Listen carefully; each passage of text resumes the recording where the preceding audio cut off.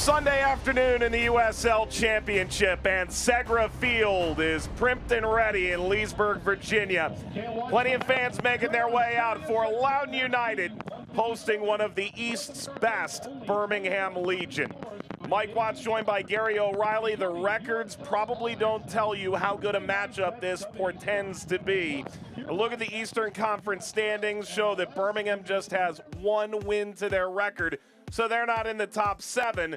Louisville, coming off a draw against Charleston, remain top of the East. Pittsburgh, coming up with a result after their Open Cup loss, sit in second. But in the bottom half of the Eastern Conference right now, it's Birmingham sitting in 11th place, a shocking 5 points through 6 games. But they've got all the talent to turn it around, while Loudoun is an enlightened 9th place, much improved from years past. Gary, I turn to you, and this Loudoun team has a lot of changes within it, and a player coming down from DC United in Jeremy Garay is going to be the one leading the way. Yeah, Mr. Consistency, Mr. Continuity, the guy that's going to be the adhesive element in this Loudoun midfield, just to keep things moving in the right direction, totally. Especially with Michael Gamble out in this game. More on that later. Meanwhile, for Birmingham, Alex Crinali is one of the key 3 in the back. Yeah, and he's 6'5". That makes him legitimate threat at set plays. So if you've got him, use him. If you've got free kicks, corners, then absolutely zone in on him. Let's take a look at the starting lineups for Loudoun United and Ryan Martin. They've made 3 changes: Garay, Sargis, and Samake into the 11. Gamble, Freeman, and Hosu out. Yep, it's a standard 3-4-2-1. It's about 8, 9, 10, yeah. But it's something they're used to. Just some of the component parts have changed, but the format itself, the way the structure is they're very comfortable with. Meanwhile, Tommy Sohn, without the services of former Defensive Player of the Year Thomas Vanke, is ill in the back. And Juan Agadello, who's had a sterling career in MLS, up front. Still a lot of talent. An awful lot of talent in this squad. It's just not being able to get it at the time you need it. Aguadello is definitely a must in there now, but just not available. Marlon will lead the line. Kasim, Lapa, and this Legion attack will try and get going here today at Segra Field. Loudoun United hoping to pick up one of the highlight reel goals, not only this year, but, well, for this franchise in recent years. We'll kick it off when we return to Virginia.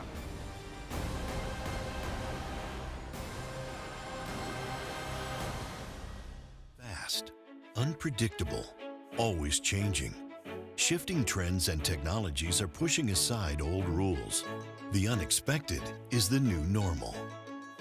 At Segra, we'll help you navigate a complex future with state-of-the-art voice, internet, and data protection solutions. We know you have dreams, and we see your potential. Segra, freedom to grow.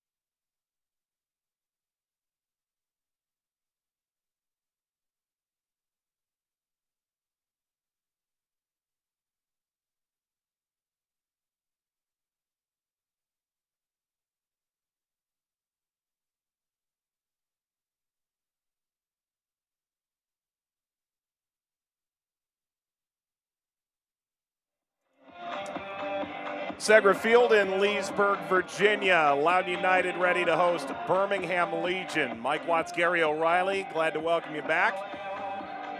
As this Birmingham side just trying to get the wheels back on after a strugglesome start. Today's keys to the game are brought to you by Country Buick GMC of Leesburg. For Birmingham, use that height. Yeah, why not? You got a 6'5" guy in there. Set plays, throw-ins if you've got a long throw, any advantage you can get, because this is a team that needs goals. And anything that gets you that, if he doesn't score himself, he'll create havoc. Make the most of a natural asset that's in your team. And Loudoun, 5 goals scored, but they've created more opportunities than that. They need to create more and score more today. They've both got the same problem. They do not create enough scoring opportunities. It's different with shots. You can take a shot but never have a chance of scoring a goal. It's legitimate scoring opportunities. Well, we are underway. Segra Field in Loudoun County in Leesburg, Virginia. USL Championship on this Sunday afternoon.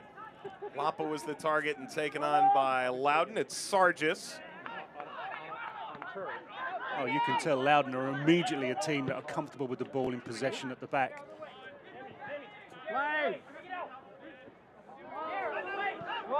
Some more of that, please. From Stieg. Green. Asidu lopped off the ball, but Marlon pushes ahead. Oh, we've come to find out about Birmingham since their recent acquisition of Juan Agadello is they can play with a true number 9. Without Agadello in the lineup and without a couple other chief options at that striker position, you and I sort of scratched our head quite a bit in the lead up to this game, how it would ultimately look. Yeah, because you want to get it right, and it's the coach's conundrum.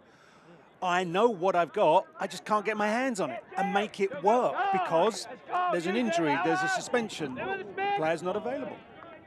Smith overtaken by Asidu. And as a result, Birmingham expected to be among, if not the favorite in the Eastern Conference, have slithered out to a 1-win start. At the moment, you're waiting for both of these teams to take off. You know, there's talent, definite talent within both groups. It's just finding the right solution to make it come forward.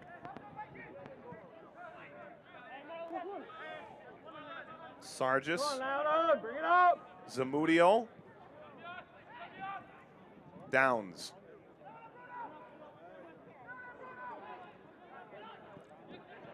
Lopez took it away. Back to Zamudio. Wasn't expected to be the starter. Really wasn't expected to be around this group. But an injury to Joe Rice in preseason. He's been the man. Martinez brought that down. Lapa couldn't control it.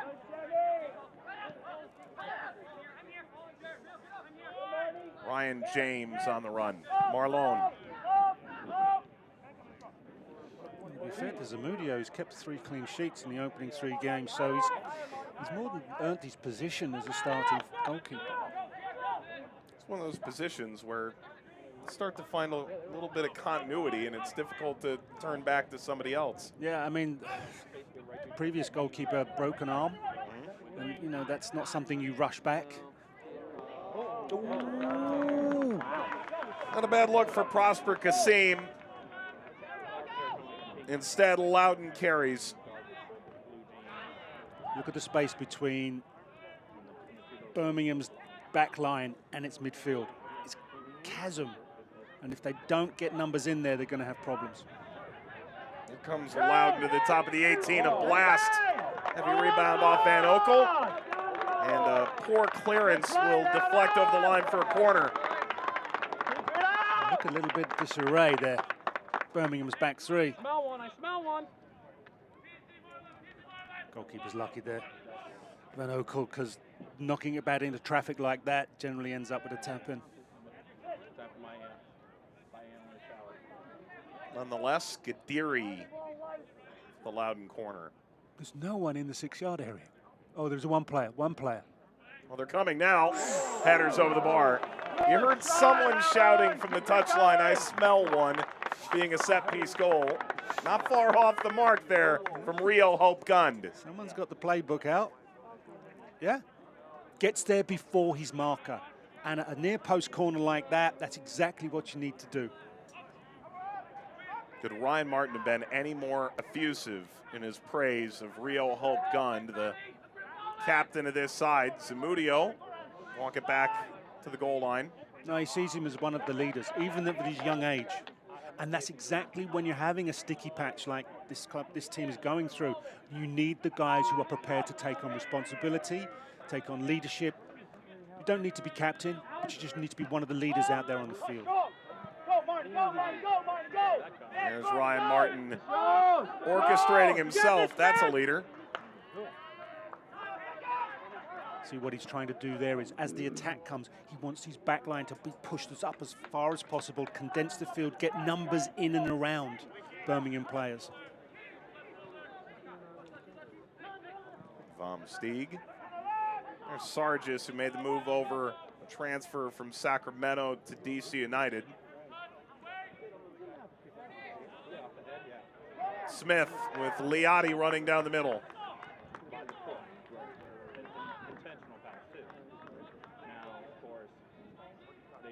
There's Cronali.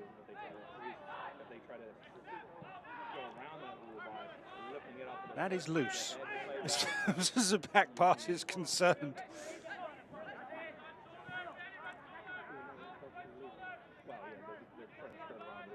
That's it. That player on possession's got to have options.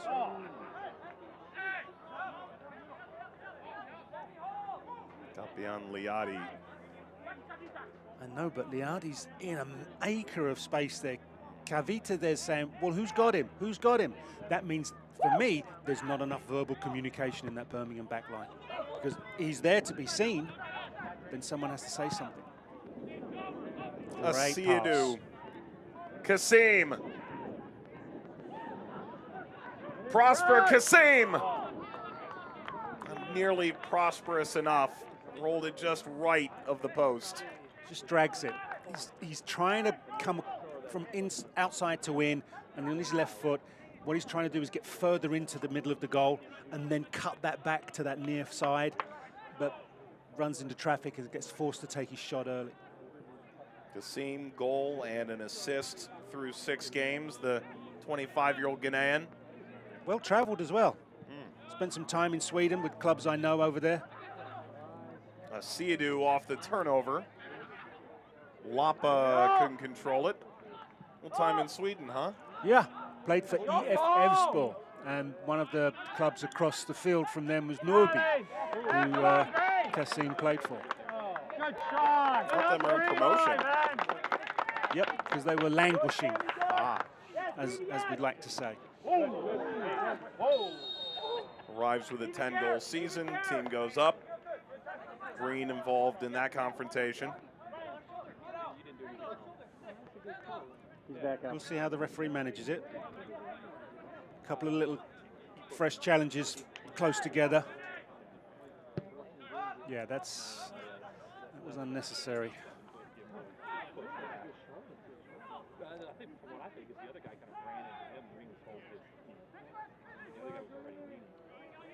Diagonal slipped in, and Marlon able to corral it.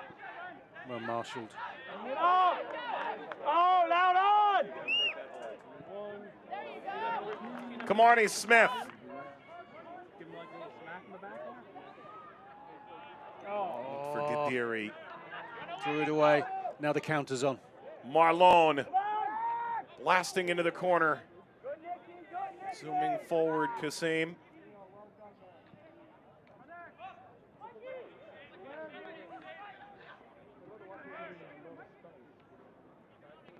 Enzo's decided to play striker for now. I'm not sure there's a player in this league who takes more license for freedom of movement than Enzo Martinez has in Charlotte, now in his first year in Birmingham.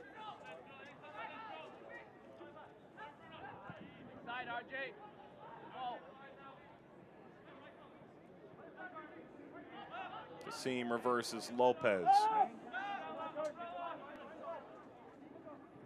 They're not able to get a penetrating forward pass at the moment, Birmingham, which means there's a good shape set up by Loudoun. Difficult to penetrate, not allowing too many gaps to appear. We talk about 3 back at the outset, but that's a line of 5 along that back line when they do retreat. Yep, you drop in and you make numbers. Everybody understands that the responsibility is to keep that shape.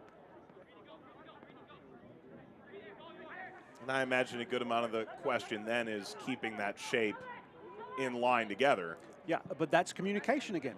So much of what the back line will do is communication between players.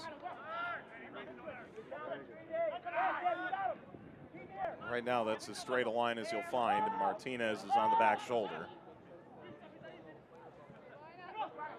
See, right now, Birmingham are going in, but being forced back out, and then have to come lateral again. And that's good discipline from Loudoun. Kasim. Good running. That's a bit better. That did escape the line, didn't it? Needed a longer field. Johnny Dean.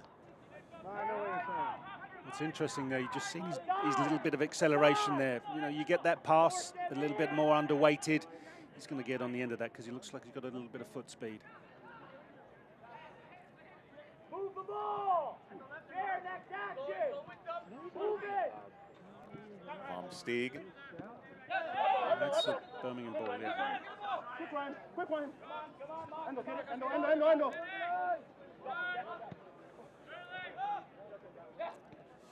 Marty, a little higher now, Marty.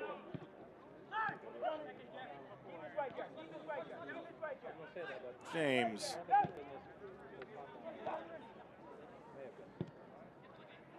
They like that diagonal out to the right side. And they've knotted it up for Kasim.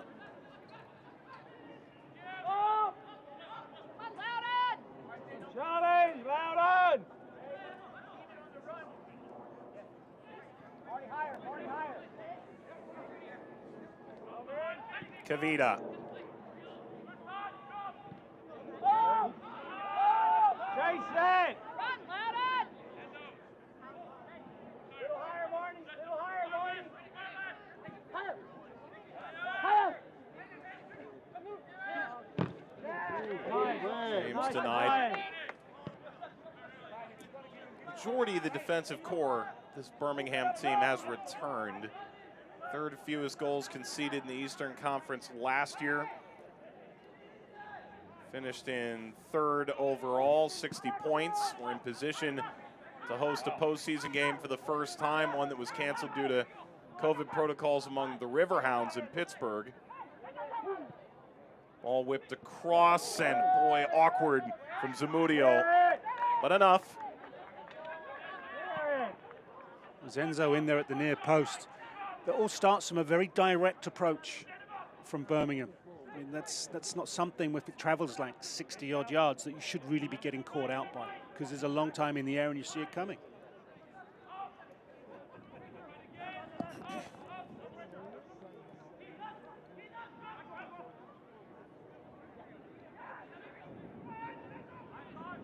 Hope Gund. All the way back to Van Oekel. Celebrating its 75th anniversary, Select is proud to be the official match ball supplier of the USL Championship. Choose what you play with at selectsportamerica.com. Select, league's choice, player's choice. Diagonal for Marlone. Dangerous as ever, Marlone. Oh! The slide in, it's a corner. Jacob Green. So he goes, it forces the referee into a decision. Is it or is it not? We'll see a better on the angle here. Bit of both, bit of ball, bit of player. This angle's going to definitely be decisive, he says, hopefully. Gets the ball first. Gets a toe end on that ball first, but is it a tackle from behind? Goodness, that hind leg caught Marlone's ankle. Dangerous moment, and all this space for James. It's off the training ground, Lapa.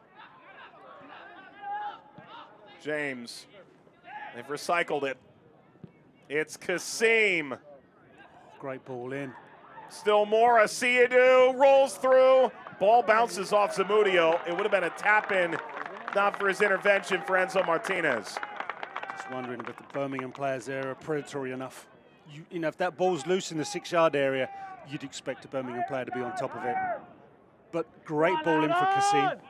just looking at the number of long diagonal passes we're seeing, it's because tactically both teams are just clogging up those central areas. And it's very difficult, especially for Birmingham, to pass through them. So that what they're doing is they're just bypassing, trying to open up, and the space is in the wide areas.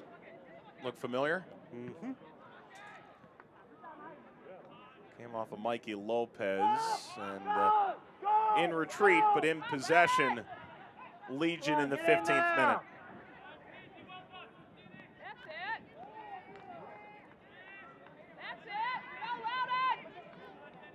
Downs off to a really solid start this year. Garay. Get up! Over to the right.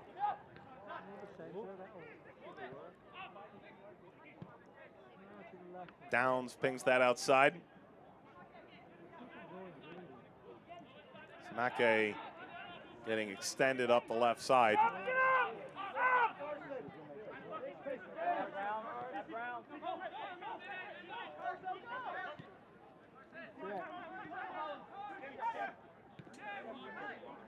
Loudoun having a similar problem to Birmingham. They can't go through the lines of the Birmingham side as easily as they want, so they're having to just come across and across and across and go backwards and across again. It's patient football, but what it means is the movement off the ball has to be excellent, because at one point a defensive player will lose their responsibility and the space opens up.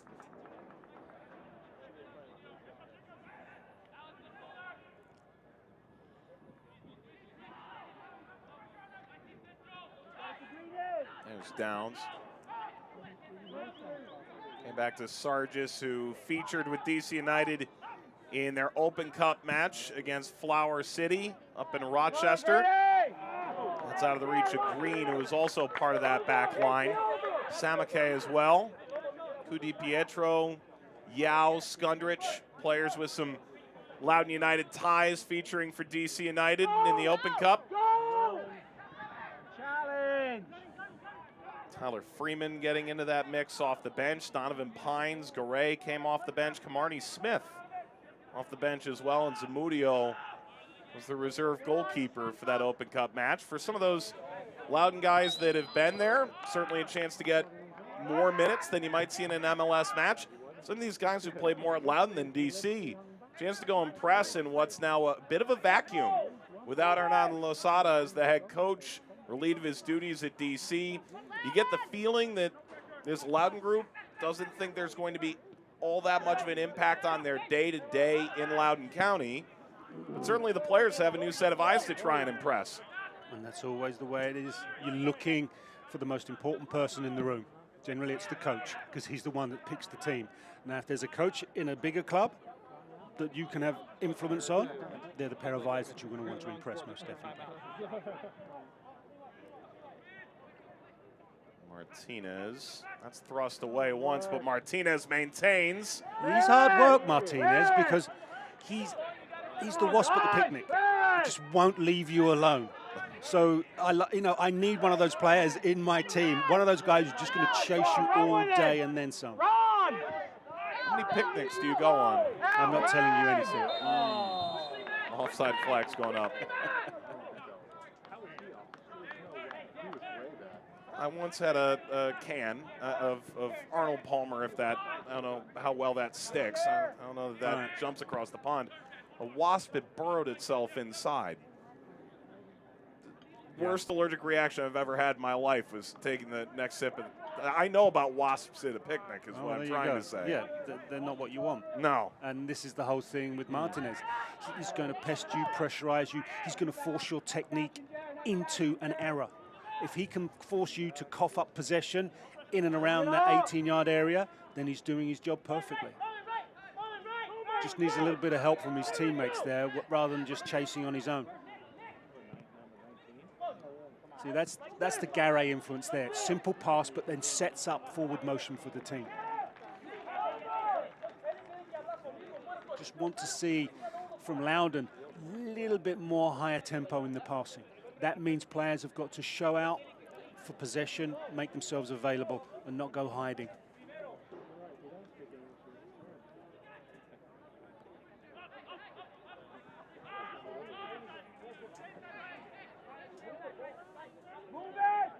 by the way, a little bit of the Losada saga that affects Loudoun.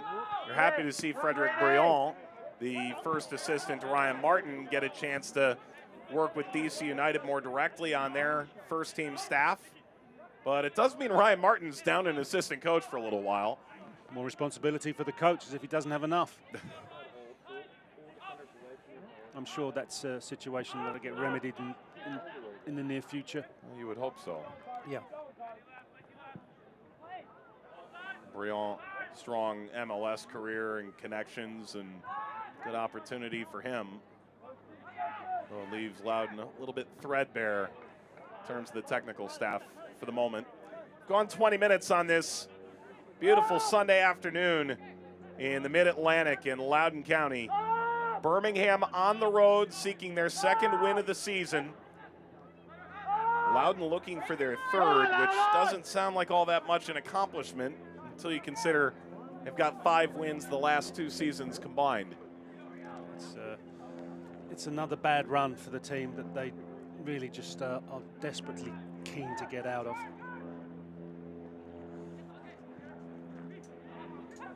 Kasim Martinez. Martinez turned the corner. You make all of that progress. You get the territorial advantage, you get in behind. You're looking for players to make that effort to break into the 18 6-yard areas. And then when you drill across that far over everyone's head, it's frustrating. As a teammate, I imagine it's as frustrating as it is for the player. I would have expected his teammates to have explained in no uncertain terms what they felt. But the player himself will be disappointed. But, you know, you're looking at trying to make perfection, as always, knowing that you just won't get there, but the job is to make the effort to try. Well, that's not a pass that's going to impress anyone.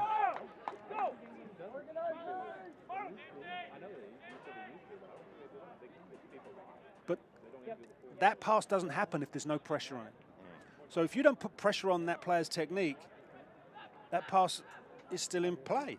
So it's, you know, it's good work from Birmingham if they can do that and then make an advantage out of it. Challenge! We know what one fan thinks.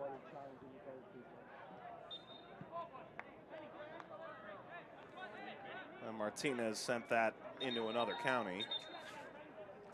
I think I'm sensing a little bit of frustration out there from all of the players, from both sides. And when that happens, it's easy to lose a little bit of the thread, the concentration. You know, your decision-making is born out of the frustration that you're experiencing. So it just means discipline.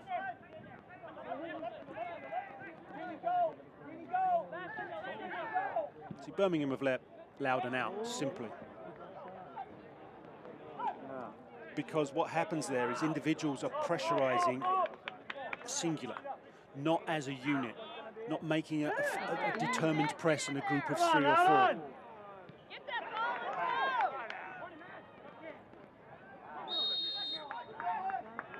Foul from Lopez on the back of Camarnie Smith. May have let Loudoun off the hook a bit. Maybe. But you've got a set play. You know, this is something you know, you've practiced, you've worked at, you know exactly how you're going to set up for this. Take it. You know, Vom Stieg has pushed forward, you can see that. Same with Hope Gund. I would imagine somewhere between that cluster of players on the far side of the 18-yard area and in and around the penalty spot. Put it across in there, give everybody a chance to attack.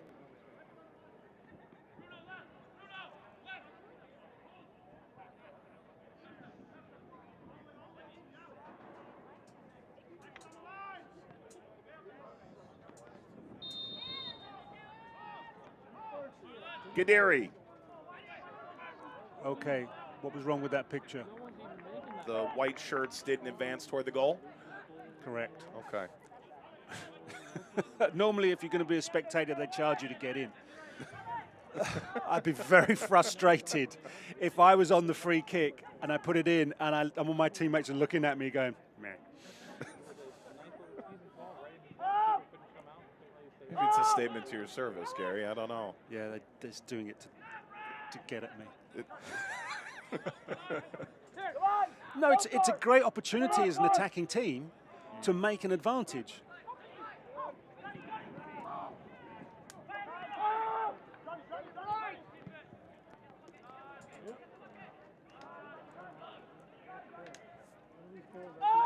Dean.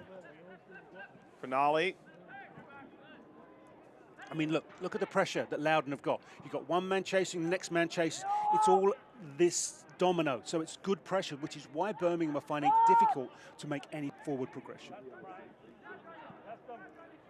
There goes Downs. Down goes Dean. Oh, you're having fun with that, aren't you? Quite. This isn't my first rodeo with Nicky Downs. Let's take another look at, well, the service with... Look, everybody just gives up, but then again, you look at it, you've got a left-footed delivery that's always peeling away from his teammates. But even still, you would have expected someone to have made a concerted effort to get across the path of the ball.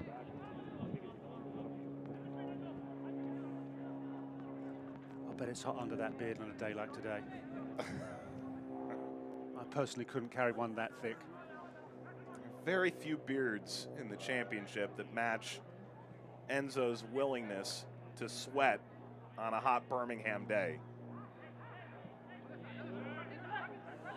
Asiadu steps into space. Threaded through. Didn't find Martinez. The deflection too far for Lapa. He did try and thread the needle. But that's the sort of thing. Possession, maybe 25 yards out, and then really smart movement off the ball. Maybe a lateral run, maybe a run that doesn't take you offside, and then someone who can see the pass and execute. And Asiadu was looking, and that's the great thing, because if he's not looking, he'll never see it, surprisingly enough. We're seeing a lot of Asiadu's versatility, because when he decides to be the brick wall in front of the back line, that's a role he executes exceedingly well. So got forward. Here's Prosper Kasim. Difficult 50-50 challenge. Green will turn around to find a yellow card.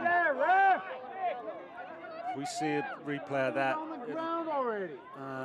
doesn't matter if he's on the ground, coach. If he goes in with studs up, but until the replay, we won't know. Good job, you're not a traffic cop, ref. It's a good challenge there from Green. Now it's the... No, he doesn't go studs up. So, fair play to Jacob Green. In the 27th minute to Loudoun United's number 3, Jacob Green. Yeah, he'll be frustrated, but see this moment now, if he gets stuck in it, he'll keep replaying and replaying and replaying. He's got to let it go, move on. Got his yellow. Now he's got to play with a little bit more diplomacy, a little bit more consideration. He also had that incident at the near touchline previously with a little juice. And I think the referee may have put that behind his ear and gone, I'll get that out later. Maybe a case of one too many. Elvis Osmanovic is the referee for this affair. So we've got Kasim on the ball, number 10 there, lefty. Now there's only a two-man wall, and if Zamudio stays that far across his goal, if I'm Kasim, I'd be eyeing up that space on the near. Lapa. That ended up and over. Corner to come. What's interesting is they've got, we talked about Croniali at 6'5", would be an obvious target, right? He's a street light in there. What did you call him earlier? Roof inspector. Yeah, you'll think about that long enough, it'll come to you. Sure. Use him. Corner Birmingham. They can't get it over that second defender. And that's the whole idea of putting that defender in there. He's acting as a screen. Anything that you drop in too low, he's just going to take it out. Appeal for a handball, half-hearted. Gadiri. That's a yellow. The Loudoun staff asking. Where's the yellow, ref? for like retribution. Consistency seems to be an issue here. That is actually a rather thoughtful way of arguing a point with a referee. If not laced with just a bit of bias, I think. Loudoun red shaded glasses. Possibly. You asked for diplomacy. You got it. That's all. Okay. No, it was a comment, and it was delivered articulately and diplomatically. So yeah, I can't complain. Go! Up! Up! Up! Up! Up! Come on, challenge! James puts that through. It's a free kick won by Kassim. Right off the ball. Where's the persistent foul in yellow? Sounds like we've got quite a lot of referees in the house. How's that a foul against us?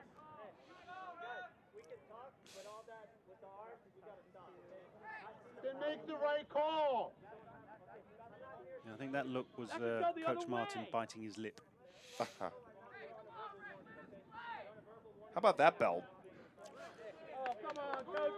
Not one to mention fashion exceedingly often, but another look at this. Look. That should have been an arm kick. I think Vom Stieg could have a case that, you know what, he was being held. But what Kassim does there is just rolls him. And that's allowed. You can roll a player just using your own hips. It's essentially using the player's momentum against him. One-on-one science. Absolutely. I'm not on your podcast, but No. I think like it. Yeah, you do. You're right. Use the defender's momentum against them. You're too close. If I just hook your arm and we're moving, I just rotate you round. And that's when defenders get too tight, and that's when they get rolled. Okay. Green. Came right to Downs. Come on, clear it, Loudoun! Clear it! No, that's not their game. You hear someone calling for clear it. Show me momentum here. Okay, so what's happened is Vom Stieg's come in on the left-hand side of Kassim, right? And you see the player, Kassim, rotating. He's just spinning him round. And he's trying so hard to get to the ball. So you use the player's speed against him. Here comes Loudoun.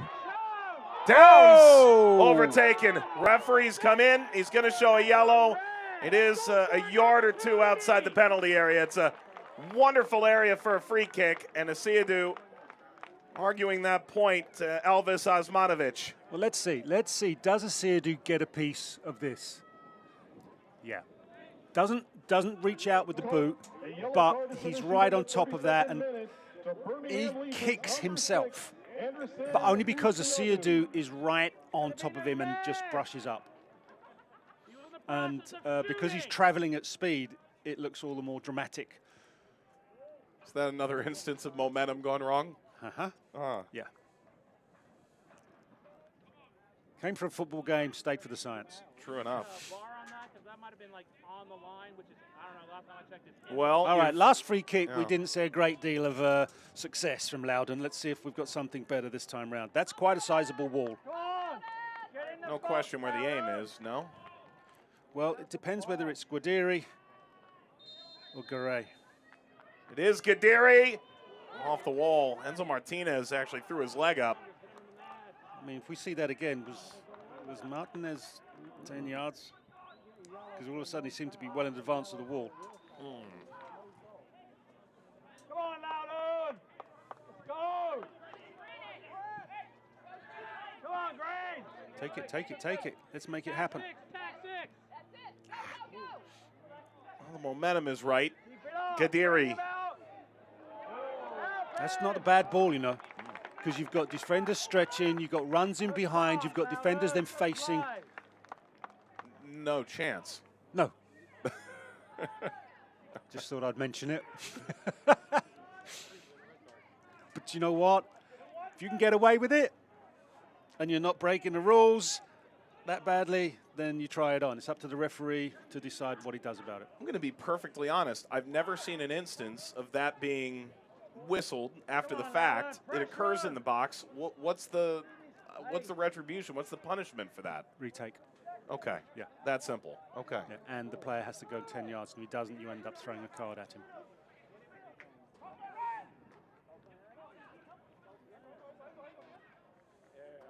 We'll go for a corner. Nope. I tried. It's a short corner. And a wonderful ball. Martinez crossing, not for Kasim. Why doesn't Martinez take the chance himself? Bring it up, Green Egg. Bring it up. Come on, Loudoun, move. Well, Loudoun sees their life flash before their eyes, and now they're racing in. Liati. Good switch. Support on the far side. Settled. Samake. Keep it up, Loudoun. Keep going. All right, so Loudoun counter really well there. It's nice, smooth, and then when it comes here, you see the play gets opened right up. Liadi just does that, opens it up. This now for Samake should challenge the goalkeeper, but it's nowhere near on target. Be very disappointed with that. If you're Loudoun, are you pleased with this performance at 35 minutes? No.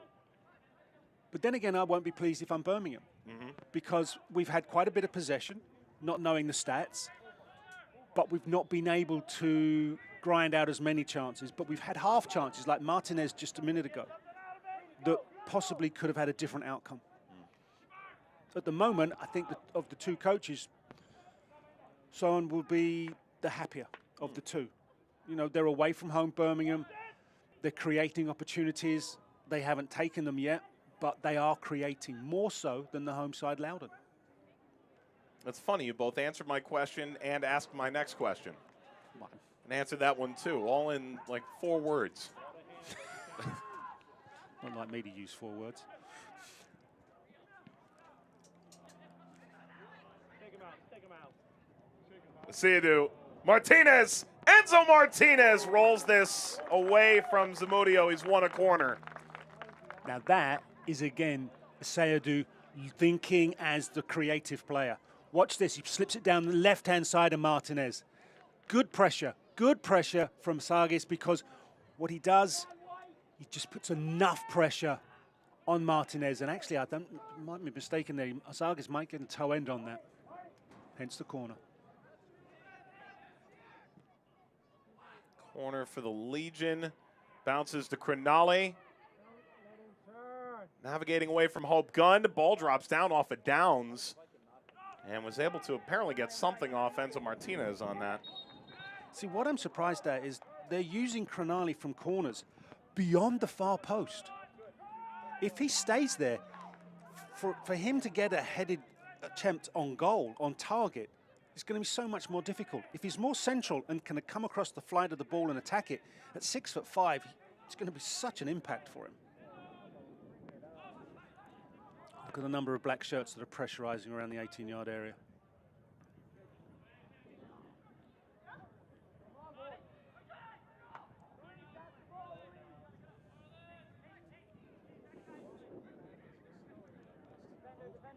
Kasim. Kasim misses. There's still a bit of work to be done. Kasim has this bounce beneficially back to him. Lapa. The toast of the town a couple seasons ago. Crinale Come on, guys. backpedaling in. Lopez.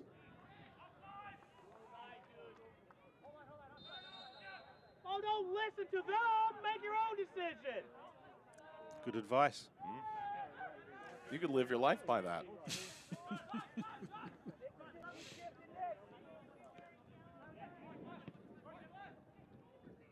What is it? To conduct the orchestra, you have to turn your back to the crowd? Something like that. Kasim. Kasim's come inside for the moment. And Lapa wide. Overlap from James. They're pushing and pushing and pushing, Birmingham. They're trying to get in behind. They're trying to make that, but the final ball is frustrating for them, for their coach, and for their fans. Martinez has found his way through. Enzo Martinez driving all the way in. The cutback ball falls. It's saved away from the line. Now off the crossbar. Oh, you are kidding out me. For Marlon. You are kidding me. Zamudio can't believe his luck. Great work here from Martinez. Absolutely brilliant. And watch this when it comes off the bar. Where's it land? Straight in his hands. Lucky boy. Lucky guy. You want me to say just what I think about the defending? Dastardly? Yes. Any other words? Not broadcastable. There's room here for Loudoun. It's those vital moments, those inflection points. Can Loudoun take advantage on the other end? Back from downs, and suddenly the pendulum will shift on to the Birmingham side of the field. Garay.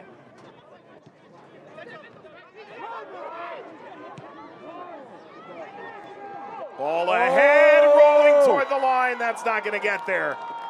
Liati with a delicate touch by Van Oekel, but not over the line. A let-off for Birmingham. You know, go up the other end, get yourself a chance, rattle the bar. Oh, here we go. Here we are. Marlon. That's a pen. Zamudio. I got the ball apparently, and it was at the edge of the 18. Game is far more stretched than any point in the first 40 minutes. I hope we can get a replay of that challenge. I think it was on. Downs through now, and the offside flag for Camarnie Smith. That was close. All right, so that's a great run. And you know, really, Liadi just cannot get enough power on it. So here we go. So Zamudio, that's in. Oh, what a good challenge. What a great challenge. Because for me, live action, I said penalty. But I take my hat off to that man. That's a perfectly timed challenge. Well done, referee, for not listening to me. Really good for the 23-year-old native of Las Vegas. Played at Club America's second team, the premier team, and then 2 years in League One. Zamudio.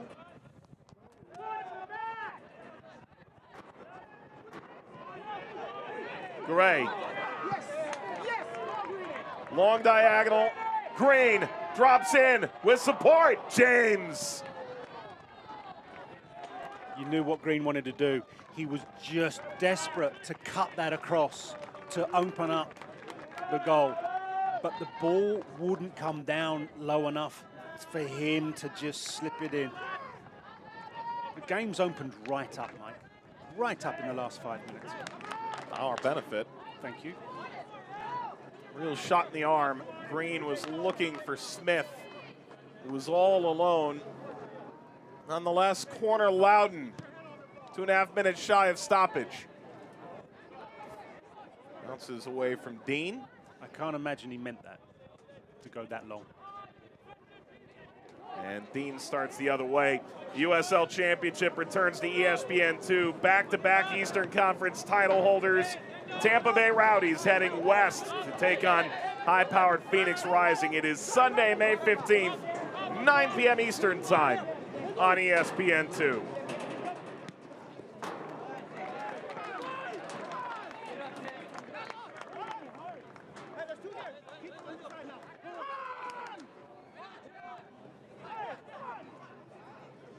That Phoenix-Tampa Bay game, the final that was not in 2020 due to COVID. Yep. They played what they called unfinished business weekend. Last year, the same weekend of the calendar. And the Rowdies won that game and were quite content to make sure that Phoenix felt all of that. Ultimately, Phoenix fell short of the final last year, and now Phoenix will get a shot at revenge on their home field. What the game always needs, rivalry.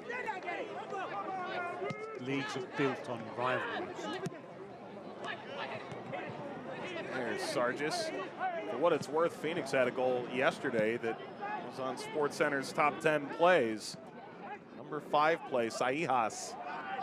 with a 25-yard curling banger in a Phoenix win over Miami. There's a collision, and Crenale apparently did that just right. Just used his body to brush off Liadi. Lapa returns. Dean. Kasim. That pace again. Haven't seen enough of that from Dean.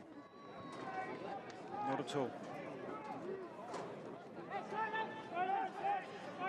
You ever grow it that long? Gosh, no. No? No. I'm not really a beard person at all. No, you've just come with shadow today. Yeah, I mean, don't get me wrong, I can be lazy when it comes to finding the razor. Me too. Look at me. That's the halftime whistle. Half that moved well enough that stoppage is an afterthought. Zamudio with a huge play late in that half. Both teams a handful of chances and all to play for. Yeah, and it just shows you two teams who are not blessed with out-and-out goal scorers sat there with opportunities being created, and we are looking at the interval at a 0-0 scoreline. Chances for Marlon and Enzo Martinez. An unfriendly crossbar to Birmingham's detriment. And Loudoun, chance or two late in that half to try and grab the advantage. Frustration must be brimming for these sides, desperate for a winning result on this Sunday afternoon. Take a look around the league and the Open Cup results of the week that was when we return. This is business today. Fast, unpredictable, always changing. Shifting trends and technologies are pushing aside old rules. The unexpected is the new normal. At Segra, we'll help you navigate a complex future with state-of-the-art voice, internet, and data protection solutions. We know you have dreams, and we see your potential. Segra, freedom to grow. I didn't expect to stop my career in the end of the last year. I had something with my ankle. I had a surgery, and the things came like that. I talked with Hernan and Nico first. They wanted me in the staff with the first team, but because of the budget, they had already one few assistant coach with the first team, so they didn't have a space for me, and the club wanted to keep me in the organization. So I was like, maybe it's the time to do it, and they offered me this post with London, which is great for me because I'm doing the transition with the connection, with the first team and London, and also the London with the academy, and I'm the right person to do this connection because I was player with the first team, and I also trained the academy when I played soccer. So it's a perfect world for me, and I'm very excited about this year.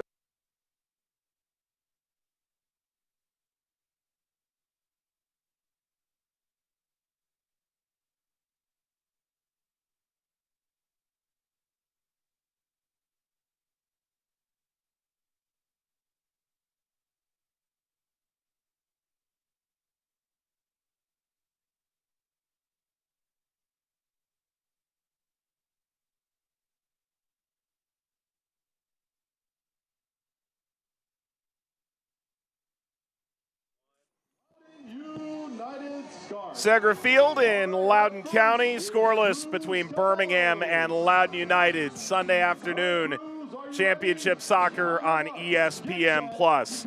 Today's player spotlight is Carson von Stieg. Von Stieg played his first match back on April the 17th at Oakland, but before arriving at Loudoun, he won the 2017 National Championship at Stanford and finished his college career at Cal Santa Barbara. Also a two-year captain around the U.S. under-18s from 2015 to 2017. And we hope he gets to visit Paris sooner than later, and that in doing so, he's earned enough money for plenty of filet mignon. The Open Cup just occurred this past week. The round of 32 is now set, and there's 5 USL Championship teams still very much in the mix. Let's take a look at the dish with Devin Kerr. special edition of The Dish, like a prepared food section at your local supermarket. Hot, ripe, ready to eat. Jazzy Zardes, 15th all-time MLS. He's got 101 goals, make it 102. Crew out 1-0. Detroit City at home. They don't lose, right? Especially when an MLS team is in town. The response, Maxi Rodriguez. He's only got 12 goals.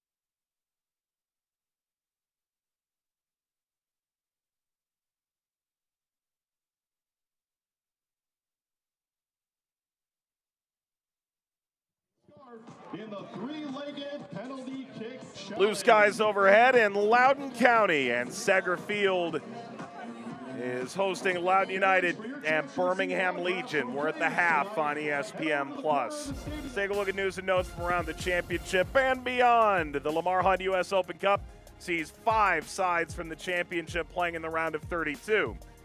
The good news is we're guaranteed 2 championship teams in the round of 16. The bad news is we're guaranteed 2 are going to lose. Sacramento Phoenix, Detroit Louisville are both matchups. The W League sets to launch its inaugural season in 2 weeks' time, May the 6th, Indy 11 and Kings Hammer FC. There's going to be plenty of coverage both of that game and about the launch of the league shortly to come. And the USL Championship is now in Konami's world-famous eFootball. You can get it on PlayStation, Xbox, or Windows and play with Loudoun United, Birmingham Legion, or any other team in the championship.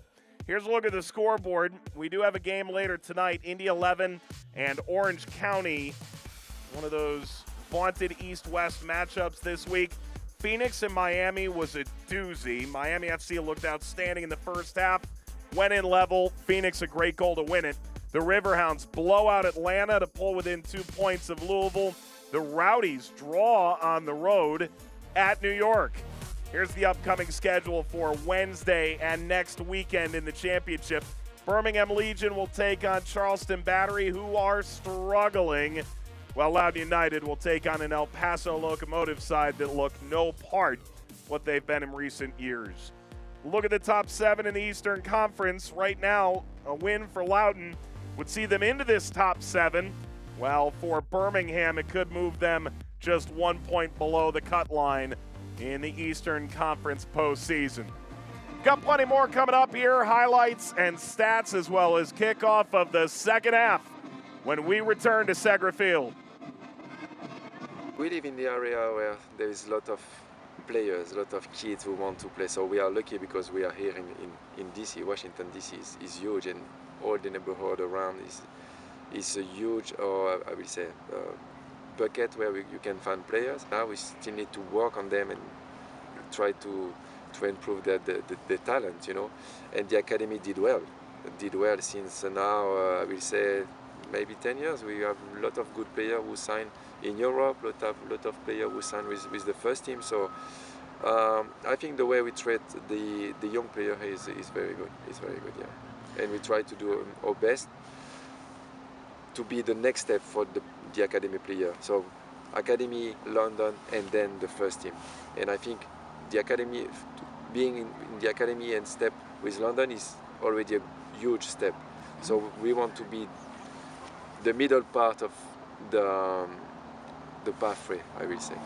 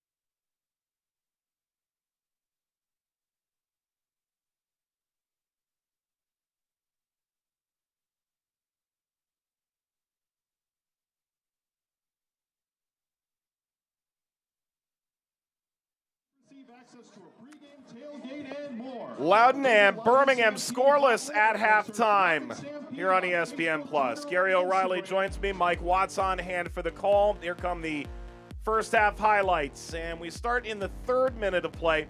It felt like neither team was really on the front foot early in this game. They've not got the habit of A, winning games, B, scoring goals. So you were seeing them getting positions and not feel confident, not feel as if, you know what, this is what I do. Good save by Van Okel. Skip a minute ahead on the ensuing corner kick. The ball across from Gadiri. It's over from Hope Gund. Yeah, it was a bright start from Loudoun, but they weren't able to maintain that consistent pressure. and they allowed Birmingham back into the game. Prosper Kassim, strong first half, lays that across. You know, for the first time in the first half, do we see some scrappy defending from Loudoun, and in the end, someone puts their foot through it, and it's ball to safety. Yep, Zamudio comes up with a stop there. We're going to skip all the way up to the 39th minute now. This might be the most action-packed 10 seconds of the half. You're not wrong here, and the best player in this move, the bar. Did its job brilliantly. Martinez bringing it all the way in. Marlon, the best chance of the bunch on the deflection back from Hope Gund. Put off the bar and right into the hands of Zamudio. Here's the halftime stats, and tells a pretty compelling story. It's pretty much even. You know, 52-48%. It's, you know, can have more or less. See, a lot of teams now will win with minimum possession because they're way more efficient when it comes to putting the ball in the back of the net when the opportunities arise. And that's the coach. The coach wants opportunities created, and then he'll want them to be ruthless with their finishing. Can Ryan Martin see this team take that next step? Matt Van Oekel, one of the league's best goalkeepers, trying to hold on to a clean sheet on the road that could put his team back on the winning side of the ledger. And Tommy Sohn, with a couple of big names unavailable to him, including Juan Agudelo, trying to squeeze enough offense out. Husso and Biara are set to come in for Loudoun here at halftime. And after a false start, no 5-yard penalty, we'll do it again. Loudoun the first touch of the half. These American football references doing anything for you or not so much? No, I'm working with them. Okay. Samake pushes back, and Loudoun in control in white here. Glad we talked about Vom Stieg as our player profile while he was still in the game. He's come off at halftime. Entering the match for Loudoun United, Husso. number 12, Zumana Diarra. Ball lofted across, cleared out of play. All substitutions are brought to you by Segra. By Marlon. Subs are brought to you by Segra.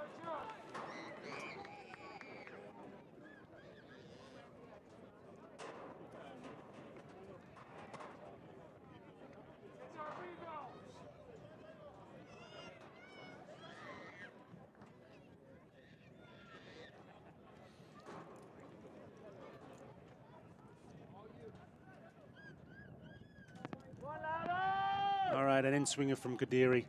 See those white shirts attack the ball, and vice versa, those black shirts. Deary, header snapped off frame.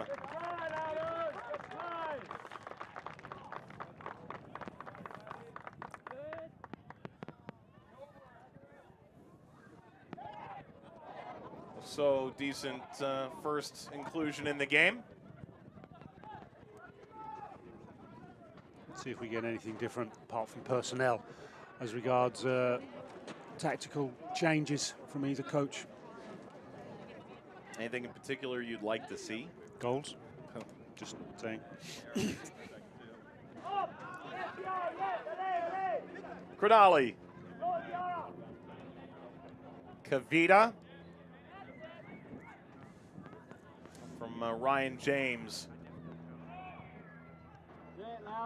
My passing Green. James. It's a great ball in, by the way. That is a great ball in, right between goalkeeper and defenders. We'll give and go. Lapa went down. Referee's pointing. Birmingham has won a penalty in the 48th minute.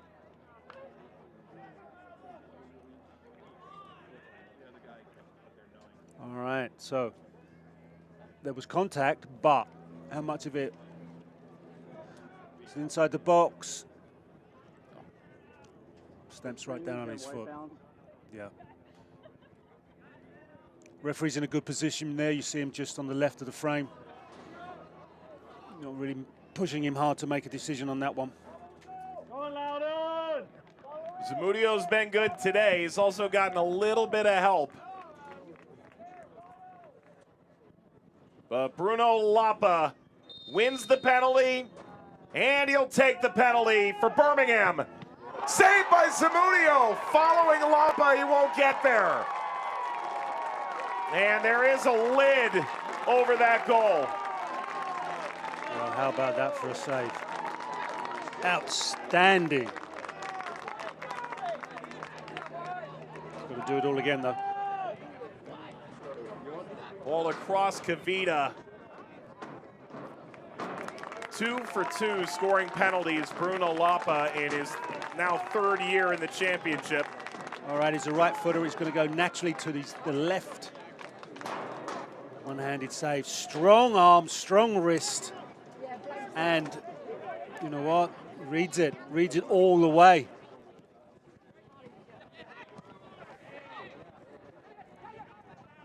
Ball outside Kasim. See which side gets the jolt of energy that comes with that moment. How are Birmingham going to react? They get a penalty, they still can't get it to connect and make a goal. You'd think it was going to be lifting more loud than it would do Birmingham. Diarra steered this over. Diarra on the run. Trying to hang in the challenge, the free kick conceded, and a card to Johnny Dean.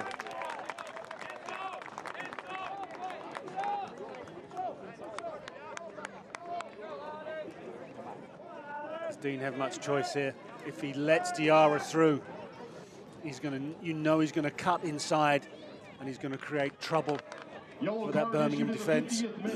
To Birmingham Legion's number 24, Johnny Dean.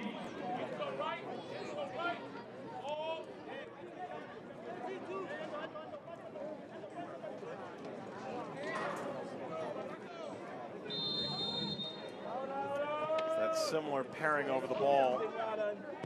Ray and Gadiri. Gadiri. Lapa.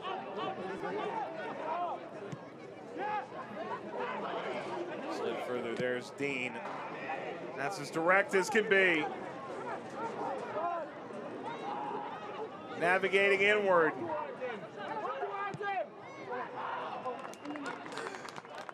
Okay, decision making. You've got Martinez and Kasim there in the center of your picture, who are in position when Marlon decides to chop inside.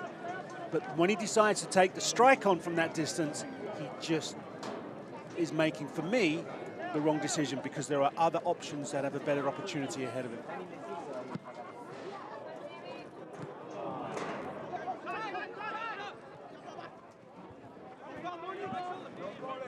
Siadu.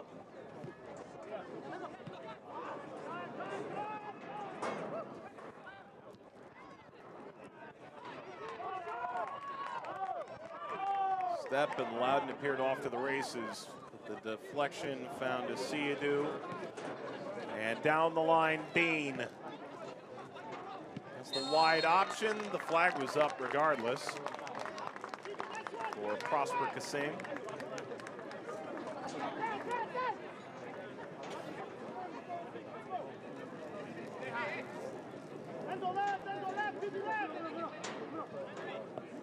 Ryan Martin, in describing the difference between this year's team and a few of the more recent Loudoun United groups, it felt like when they had been pushed down this year, the leadership's been a little bit better, that they've gotten back up. Ball through, Martinez, offside. Loudoun are lucky there, because when that just breaks, the defense is anchored deep, and there's a chasm between them and their midfield. And this is where Birmingham have popped up. There's just not enough connection between the lines for me. They're just too separate.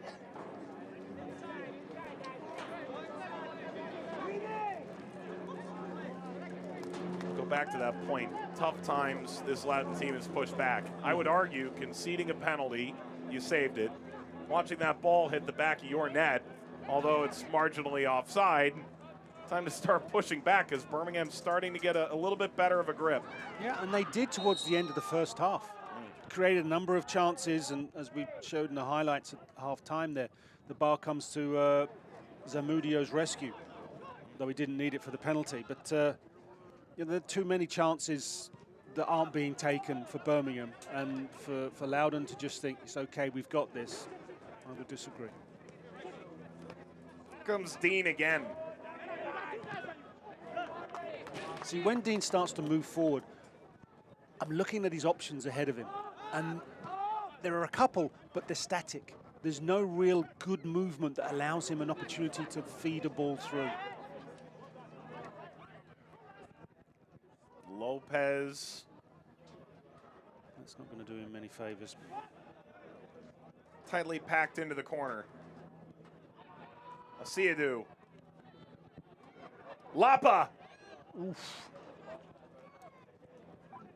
I like to see Asiadu in those advanced positions because he's tight, neat, his feet are quick, and he generally has the ability to just find the right kind of pass to unlock things, which is what Birmingham need right now, but they also need someone to connect and hit the back of the net.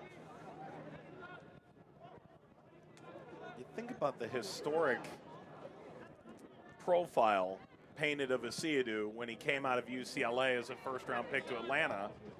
Can sit in front of that back line and spray balls out from there. That advanced position is something he's done extraordinarily well today. Loudoun into the final third. It's not the fact that he sees the pass, he executes the pass, and invariably his decision-making is pretty solid.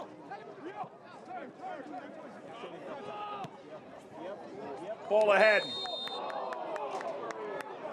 Flag goes up on the young Ivorian striker who turns 19 years old 3 days' time, Zoumana Diarra. See, this is something I don't think Loudoun have done enough of. When Birmingham have got this back three, the distance between the defenders is immense. Diarra sets this up. Husso went down, referee had a look, Husso remains down. Ball's launched the other way. Was there a foul from Kunyali there? Well, that's certainly Loudoun's contention. Landry Husso's down. Diarra having words, appealing there that there was a stomp. That's rather Camarnie Smith who would come in, ask that question. Real Hope Gund gone over, the captain for the team, to ask questions as well. Ryan Martin speaking to the fourth.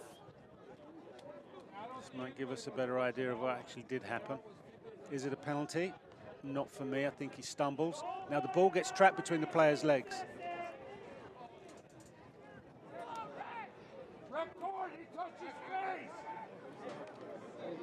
Oh. See, what you don't see there is, does that connect with the ball or with the player? So at the moment, it's inconclusive for me.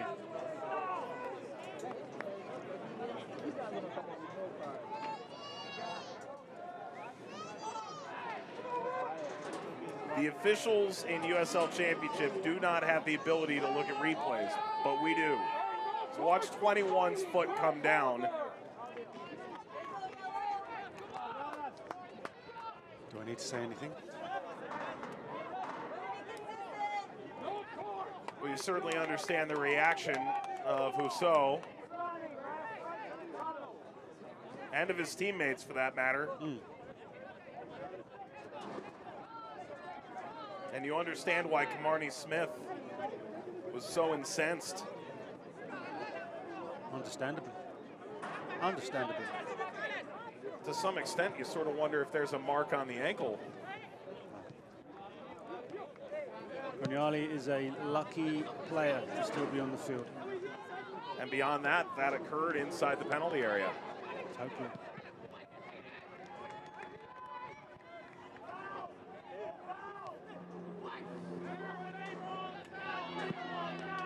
It has been a red card laden season in the championship. Kunyali.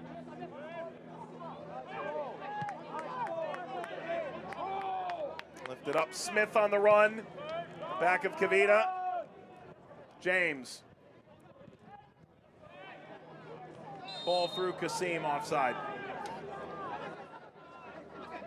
Seeing a lot more offsides, which means players are making that effort.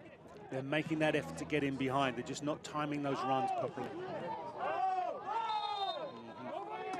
Diarra's not going to get to that one. But then look at the opportunities either end. We're getting offsides either end, back to back. So things are opening up, Mike. Things are starting to just find their way.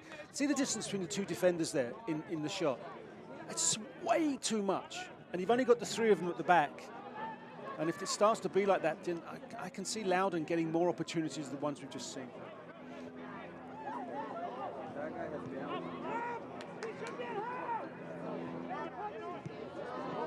Zamudio. Not sure Zamudio wanted that back.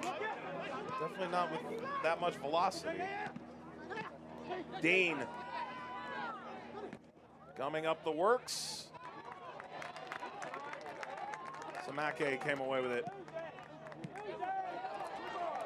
Floated down the line. Diarra's offside again. Well, Diarra's disputing that. The thing is, if it was Diarra that was offside, he has the ability to see every player across the field. And therefore, there can be no excuse. But I think he's saying, you know, it wasn't me, it was someone in the middle.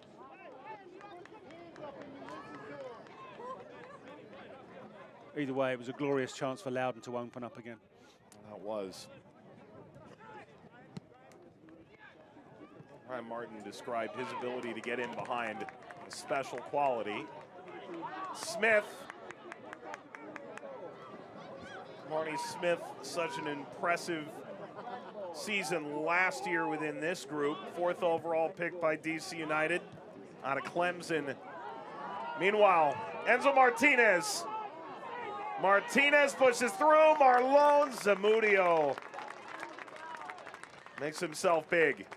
Zamudio's having to work too hard. You know, there was a lot of scrappy efforts in the 6-yard area in the first half. The penalty save now having to come out and dominate that situation there.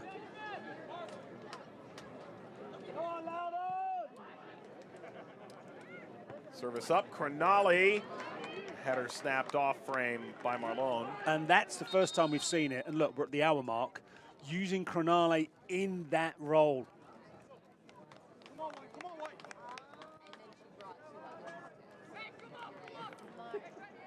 Change here for Birmingham. They've gone to Zach Arivo off the bench.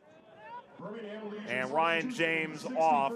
First sub by the Legions, brought to you by Segra. It is not a deep bench for Birmingham. Diarra's onside this time. Diarra had the overlap, turned it down. Swipes across, header towards Smith, Kavita. Great play and first touch there by Marlon. And he's playing through Enzo Martinez, trying to get around the keeper. Zamudio came out. Martinez serving, didn't get there, and now laced to the opposite side. Marlon arriving late. Great bit of skill there by Marlon. It's just that Zamudio. Let's see this little flick. There you go. Now you see me, now you don't. Zamudio's working so hard. Martinez! Martinez! Birmingham scores 62 minutes in. His first goal for the Legion could be enormous for their season. I think if you're looking at someone who deserves it for their work rate and effort, it would be Martinez. Look, no one really closes the ball down and just go. Martinez knows you go across the face of the goal with your shot. Instead of sitting back, attack the ball. And that's Sargis who will see that replay and think, okay, maybe I should have. Just saying, Zamudio's been working too hard. He's had to come out to the edge of his area a number of times now, and his challenges and his blocks have been so impressive. But at the moment, it's the Legion with the lead. Birmingham Legion goals scored in the 63rd minute. 17 goals in 2017. Assist to number 8. Got a shot with Colorado Rapids. They felt like he was played out of position when he was there. Came back to Charlotte. And when that group decided to move to USL League One this year, Mike Jeffries suddenly had a bit of a yard sale. Players wanting to stay up in the championship. And Enzo Martinez was the apple of every coach's eye, the player you love to have on your team and very much hate to play against. Marlon, is there two here for Birmingham in short time? Lapa, Zamudio, bobbled but recovers. Zamudio just positions himself and he gets a gift of a shot. There's no power and it's straight at him. If Lapa can compose himself in this situation right now, right, he wriggles past, but he's off balance. So all he's trying to do is just make a connection on target.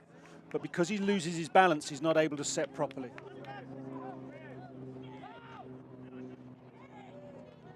He's such a strong player, isn't he, Aseyadu?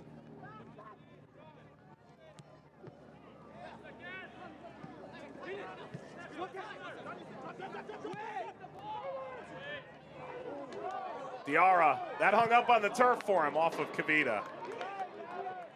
Still Green. Gadiri, Green.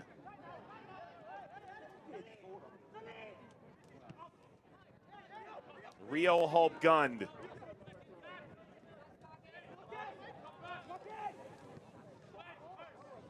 Okay, not good enough. No, that's a poor delivery. And he's overrun Aseyadu as well. Finally, he's won it off of him. Good recovery in the end, but then again, it was his mistake to begin with. It's tough to tell young players that, isn't it? You could save yourself all that running without the initial mistake. Young players will always have decision-making issues, the inexperience. But the experience comes, and hopefully, with it, a better decision-making process. You know, you just have to make sure players are aware rather than just, you know, hammering them with criticism. You know, show them the best way to deal with that problem, show them with the best solution, and teach them how best to execute those things. Mackay has gone twice in MLS this year and did start that Open Cup game against Flower City for DC United. Loudoun's preparing a substitute, but haven't quite sent Sane in yet. All the while, that is an injury for Loudoun. Garay.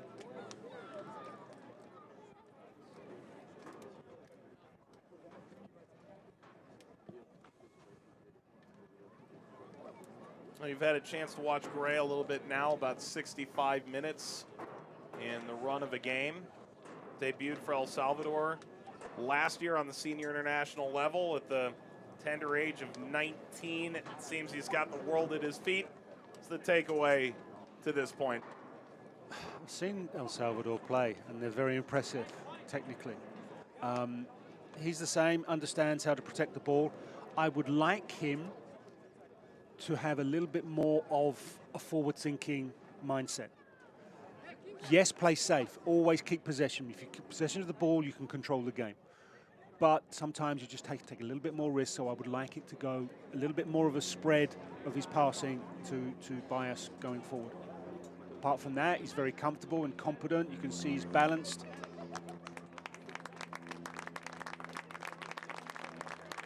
Took a knock, and it's his number on the board. Abdul Zane will replace him. Another player that DC United and Loudoun found through their scouting process in Cote d'Ivoire. Kasim. Dean making an intricate run. Corner Birmingham.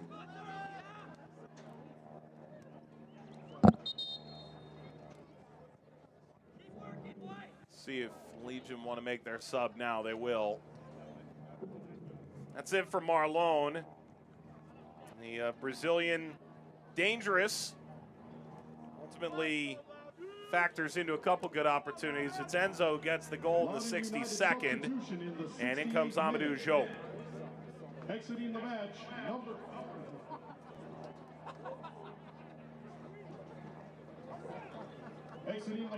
number 14, Jeremy Garay. That's the second sub, second window for Birmingham. They only have 5 available field players instead of the standard 6. To say they are snake bitten by injuries this year is to massively understate their plight. Most teams with championship aspirations that start with 1 win in their opening 6 games and crashing out of the Open Cup, there's usually more to it. Number 11, Steered away, and there was a push as well. There's always a push. It's a corner. And entering the match, all right, for Loudoun now, having gone a goal behind, they can't afford to take too much time when they're flat. That looked like a nasty landing. You can see Gadiri immediately put his hand up. Took responsibility for that.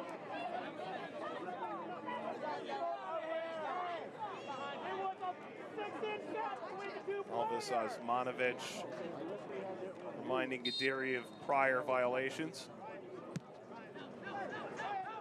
Just does enough to just nudge him.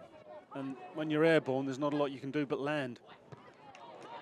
Dean seeking Diop.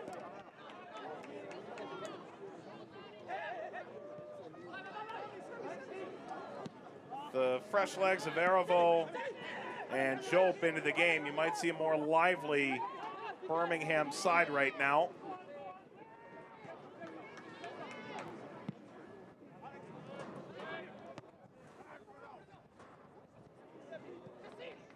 Zamudio. Again, dominating his area. He's had a good performance for me. He'd be frustrated that he's conceded a goal. But you look at the other aspects of his game, they've been quite impressive. Last call at the 75th minute.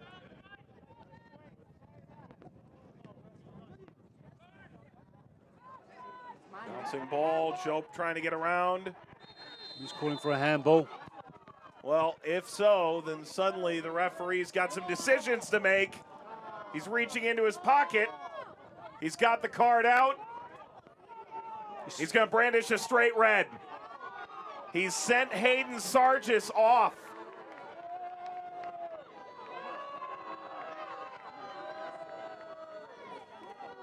And he's looking to the AR for salvation that he won't get.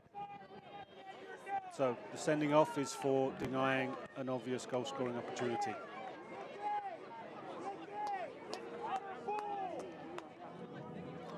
You can see the fourth is saying his arm did go straight up. He's not going to overturn the decision, my friend. And Elvis Osmanovic has watched a penalty given and now has sent the player off. Watch the arm of Sargis. A red card has been issued in the 71st minute. Yeah. Loudoun United's You don't need to dust that for fingerprints, do you? Sargis. It's more like the back of his hand. I'm not sure there are any prints. Okay, so now we're taking me literally. And now suddenly you've got a trio of options to the left and Kasim to the right, and Zamudio's got his hands full. You've got Big Diop in front of the wall. Martinez.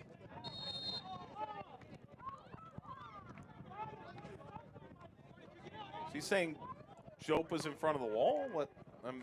Yes, you've got me at that one. I'm not sure either, but there we are. He's gesturing Yeah, at the wall. I'm bemused.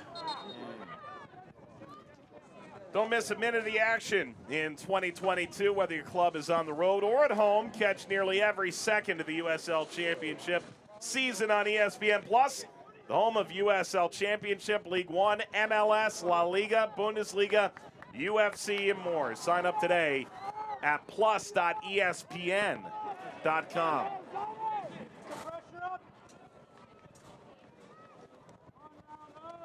So if he's pulled play up on Diop, who was stood in front of the wall, Diop was there before the free kick was taken. Anyway, let's not get stuck in our moment. Samake. Oh, Samake trying to pass there. It's so tight, so difficult. If it doesn't get intercepted, it's most likely going to go out of play. So that's the decision making, particularly in the final third of the field, that Loudoun could do with improvement on. Harivo. Enzo wandering.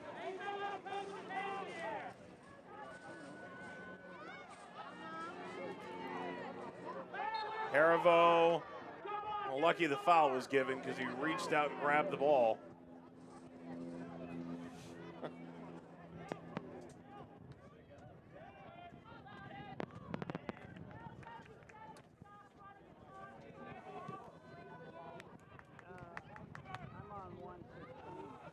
That's going to be grabbed by Van Okel. Hey, if you can't watch the match, turn on Sirius XM FC 157. It's North America's only 24/7 source for engaging soccer talk.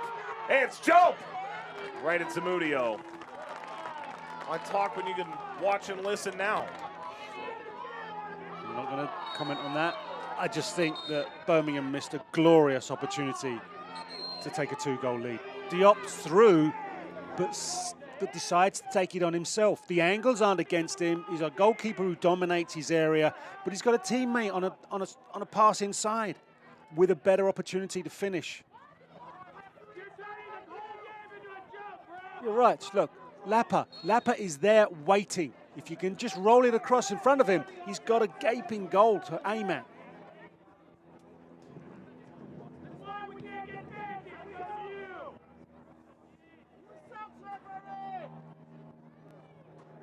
Birmingham is buzzing now, full of confidence, and up a man as well as up a goal. It's going to roll out. Let's seal the deal on this. Sirius XM FC 157 is home to USL All Access Tuesday night, 7 Eastern. You can hear live matches from the USL Championship, MLS, the English Premier League, and more, all on Sirius XM FC 157 and the Sirius XM app. So it's me on USL All Access and you on Grumpy Pundits. We could just take the whole day. Yeah, well, why not?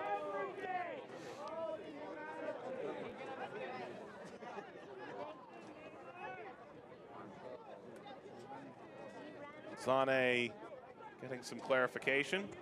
And look, Zane, second game with the group. Officially signed 3 weeks ago coming into the team. Diarra, third game with this group. Samake has been up with DC United quite a bit. A lot of changes. A lot. You know, you're looking, it's difficult enough if you get injuries and suspensions. When you have changes that are forced upon you and new players coming in, to be able to build a consistency of performance because you've got a consistency of personnel, it's an extra level of challenge for any coach. So you're excited about Diarra's talent, about Zane's talent, but it takes time. Yeah, they're not factory fitted. You know, these talents have to grow. They don't grow at the same speed. They don't all get the same opportunity to develop and learn their game. Asidou, Downs. I heard Zane maybe a little bit ahead. Diarra at this stage. Not a knock on one or the other, but just watching those two blossom in Loudoun County.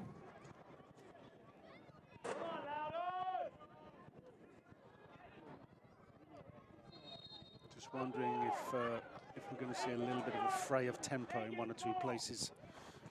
Hopefully not.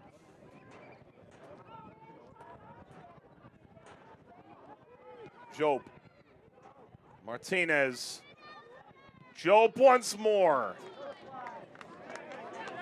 Well, he's keen to get on the score sheet. Job, you can see that since he's come on. He's taking shots, he's not passing.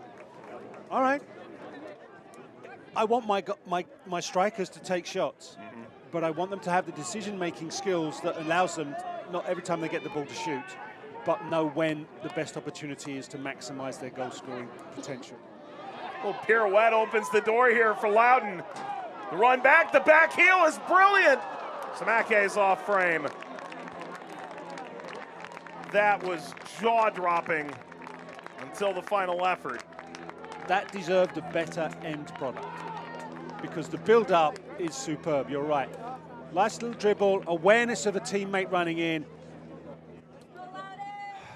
Maybe not a natural goal scorer, Samake. Not all the players are. He's listed a defender. He scored once last year in 14 games. Give Kamarni Smith a lot of credit for that run. He dragged the entire team with him. Yes, he did. And he had the awareness of knowing where Samake was to set him up, knowing that he's created that space for him to go into.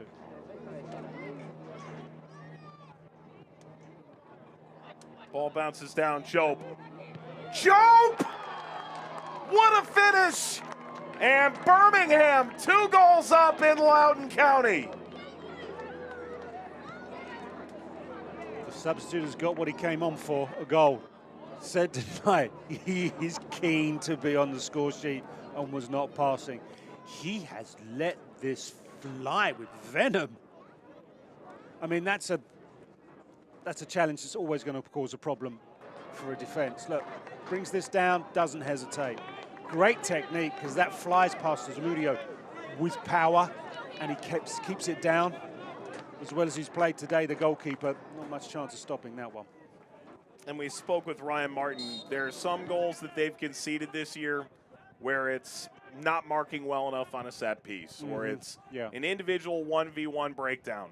There have been some goals where you look at 2, 3, 4, 5, 6 different ways in which you could have ended a different result.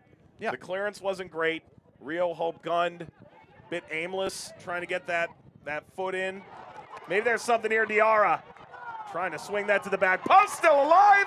Loudoun's got one back, and they're sprinting to midfield. Plenty of time for a massive comeback. Abdul Zane, 2-1. All right. Or a ticket back in the game. Scrum's in right, but you know what I like about Sane? He's not sitting there watching all this happen. He's active. This squirts out, this becomes a free option. He's taking it. That's exactly what you need in a player. Bright, lively thinking. Presence of mind to be in the right place to take an opportunity should it arrive. All right, we got enough time in this game for a goal or two more.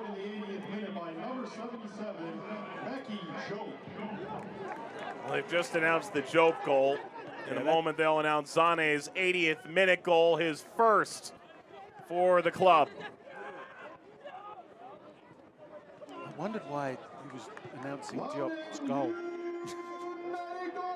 You notice the difference in tone? What are you trying to say?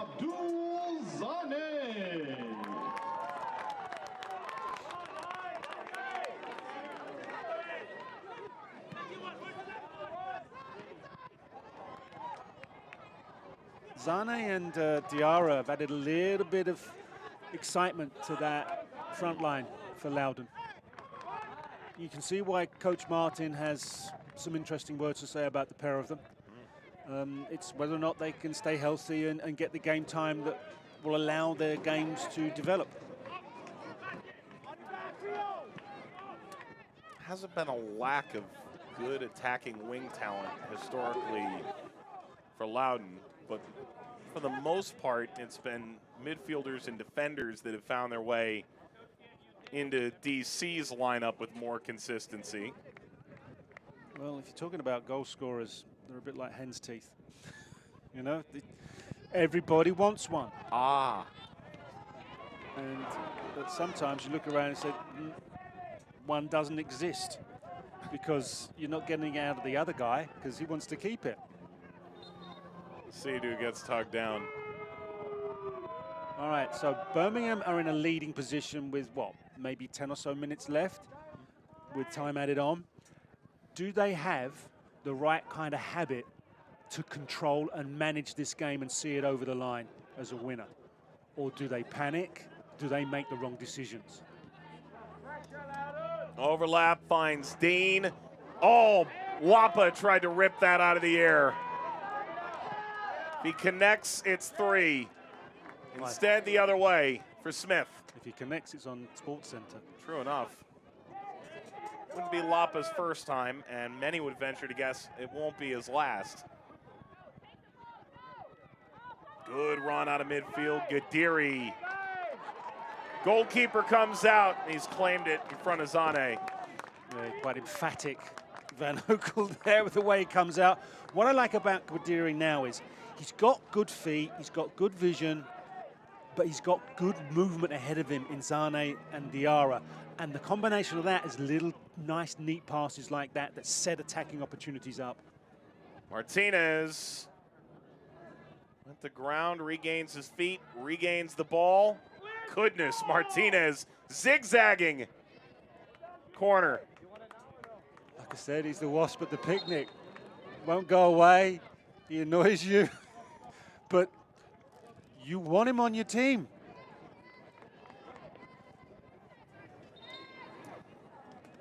Two changes coming here for Birmingham, and this should be the end of the available subs. This is their third and final window. They brought in Jope and Harivo. Now they bring on Van Azil and Jake Roof.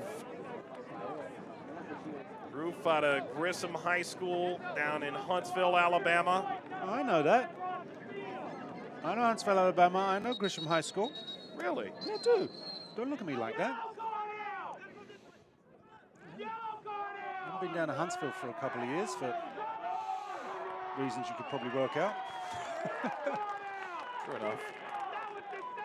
Now Lapa's trotting off. He knows the world was almost his oyster if he's able to put that previous effort in. Birmingham Legion substitution in the 85th minute. There's a couple of unhappy players. Marlon and Lapa there have come off with not too happy look on their faces. But this could be a the cherry on the cake here for Birmingham if they can connect with this.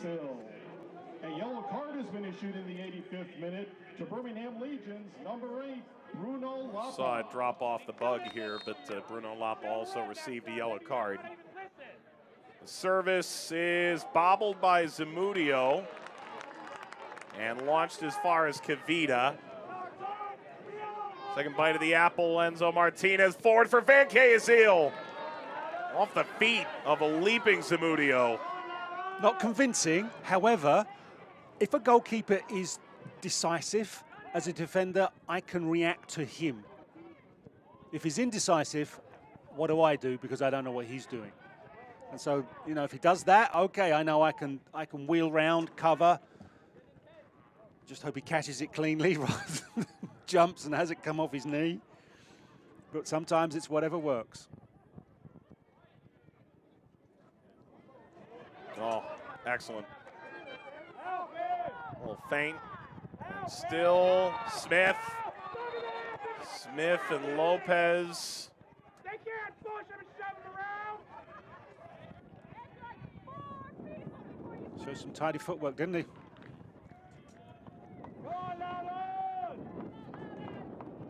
Out of Basford United, English 7th Division. Who? Bashford. Basford is what I've got. Ugh, lost me. Lifted ball, that is brought down. And that clearance is poor. Diarra. Whoops, and that shot's poorer. Watch out. Things are getting dangerous over the cornhole court. Yeah. Wouldn't that be brilliant if the ball went in the Right into the yeah, cup? That's Yeah. it.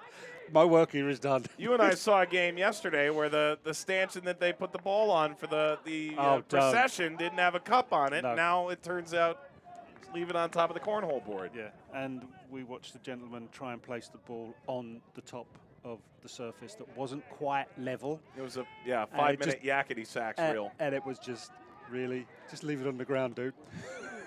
That's how it ended. And they've got the Loudoun logo on the board. Yeah, they got it together. Yeah. On the All back right. heel, there he goes, and Smith. Once that gets siphoned off. There's still time here, maybe There is. 5-6 minutes. I mean, we've had how many substitutions? They add 30 seconds to a minute for each substitution. We could find ourselves with 5 or 6 minutes extra once we get to the 90. We've used all 6 windows at this point. Where's the yellow card for that word? Rather, 1 window left here for Loudoun. You got kids here.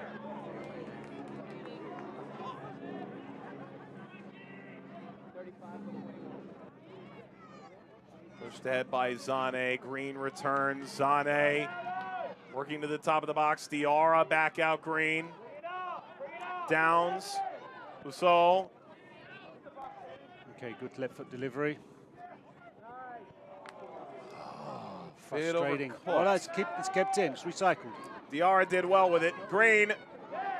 Crafting. Header right to Van Oekel.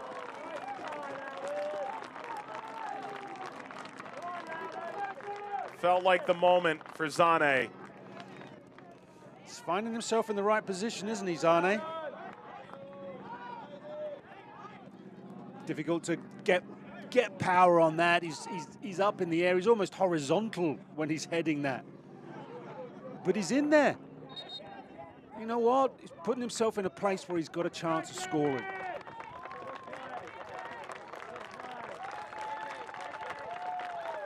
Sami Khediri comes off. Loudoun United substitution in the 90th minute. Exiting the match, number 21, Sami Khediri. Entering the match, number 35, Abdulatif Abukora. Bukara comes on for his second appearance. He did score in 11 minutes the first time around. You're not really giving him much opportunity to impact the game, are you, if you bring him on in the 89th minute?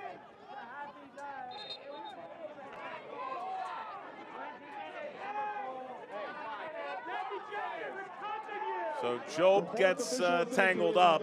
We will have 5 added minutes, a little more than we anticipated.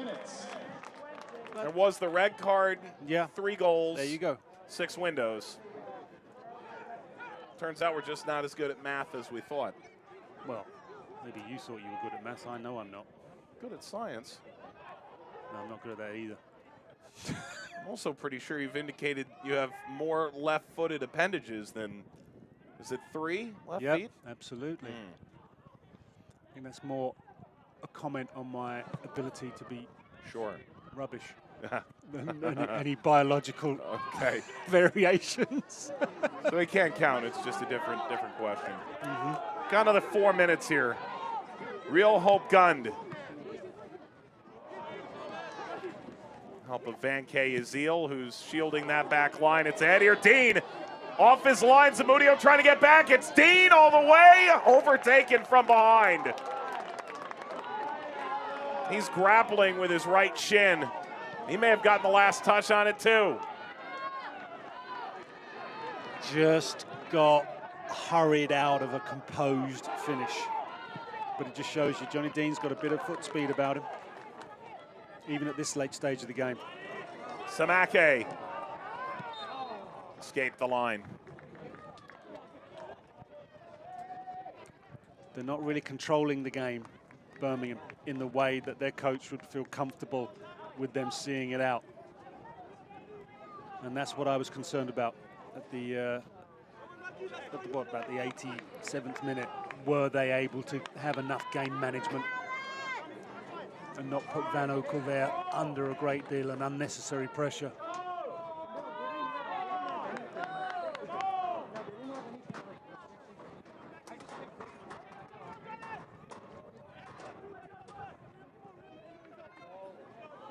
Headers away. Loudoun did manage an impressive attacking performance against Southern States in the Open Cup. 3 goals and a 2-1 victory at home over Hartford at Protective Stadium 2 weeks ago. But now trying to see out the final 2.5 minutes of stoppage time to pick up a road victory. One that would see them to the cusp of playoff position, which is where most believe they belong from the beginning. Space to run, Diarra.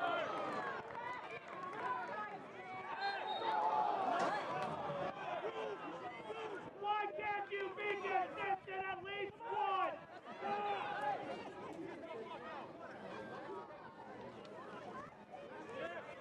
Back in.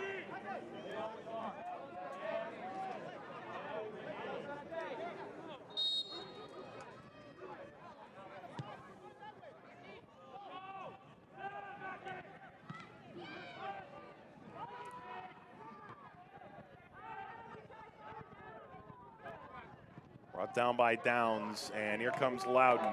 Birmingham pretty stretched, all things considered. Samake got cut off by Dane.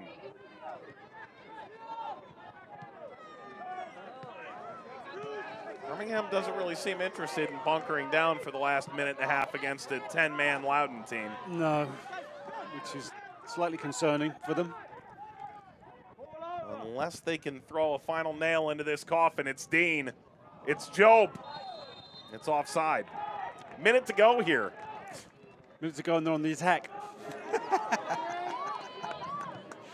You gotta love it. And that is a brutal turnover by Loudoun. And that's the decision making once again. You know, you just hope young players can see how it's important. Every possession is important. Martinez. One would imagine Roof will take this to the corner.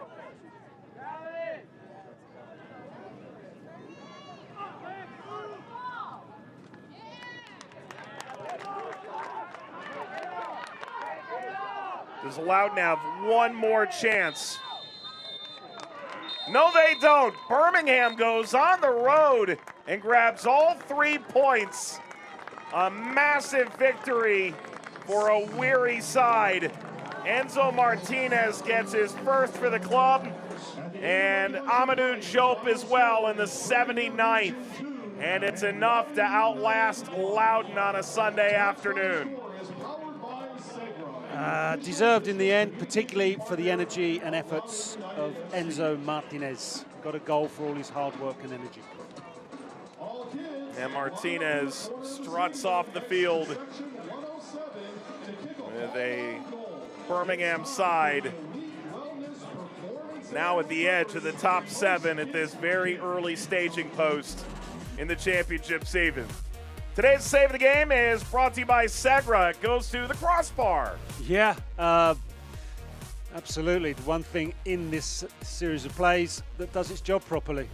And Zamudio there quite happy to see this nestle in his arms. Again, look at this Martinez. He is just such hard work for a defense.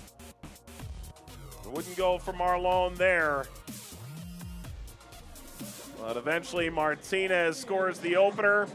And while there is good pushback from Zane and Loudoun United, it's going to be Birmingham taking the points. We'll wrap it up when we return to Segra Field.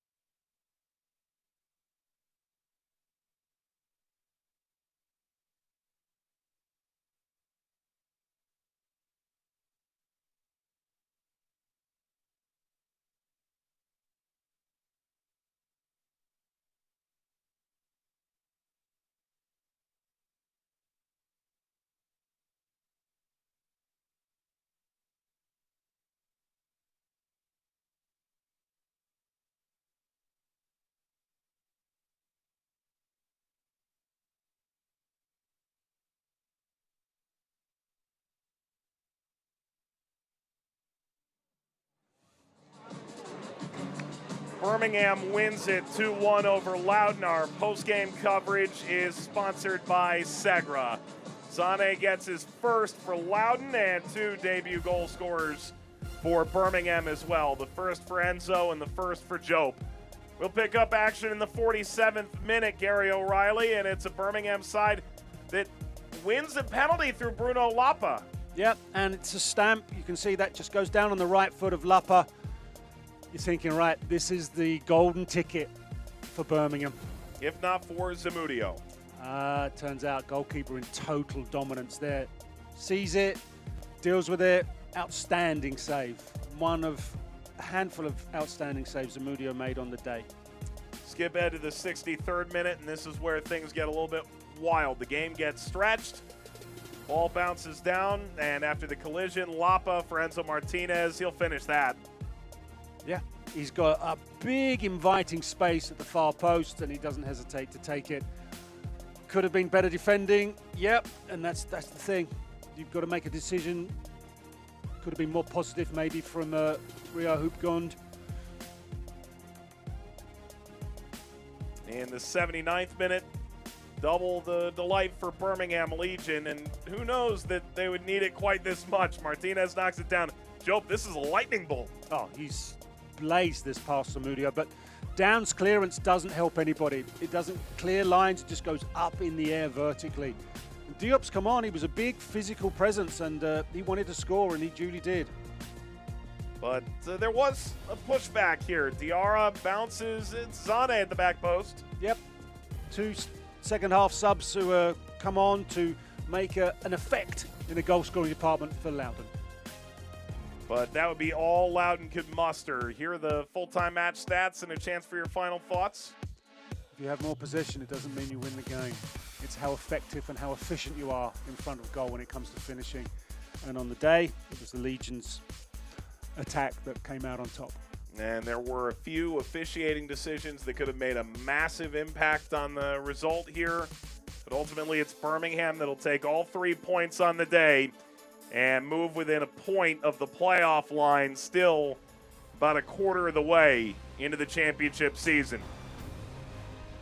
Well, Loudoun comes up short, and now it just gets harder. They go on the road for Hartford and Detroit after they welcome El Paso, one of the West's best, next weekend. Until that time, for entire Vista NEP crew, led by Justin, Jonathan, Santiago Steffi, Gary O'Reilly alongside Mike Watts, saying so long from Virginia.